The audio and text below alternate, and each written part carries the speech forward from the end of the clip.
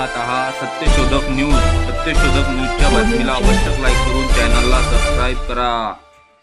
बुलढाणा जिल्हा परिषदेतील 199 महिला कर्मचाऱ्यांनी लाडकी बहीण योजनेचा घेतला लाभ।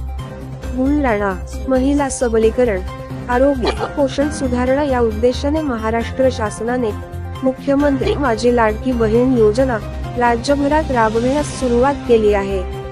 मागील 28 जून 2024 रोजी मंजूर झालेल्या या योजनेअंतर्गत 21 ते 65 वयोगटातील पात्र महिलांना दरमहा 1500 रुपयांचा आर्थिक लाभ देण्यात येतो।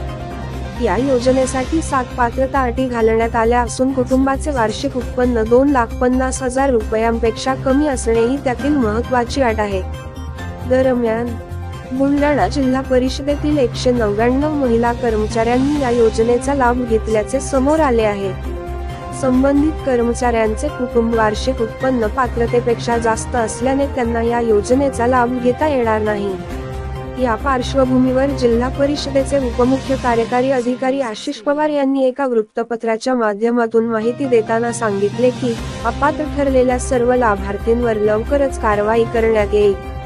शासनाच्या उद्देशाला बाधा आणणाऱ्या अशा प्रकारांविरोधात प्रशासन कठोर भूमिकेत आहे, असेही त्यांनी स्पष्ट केले। अपात्र महिला कर्मचाऱ्यांवर कोणती व केव्हा कारवाई केली जाणार याकडे जिल्ह्यातील सर्वांचे लक्ष लागले आहे।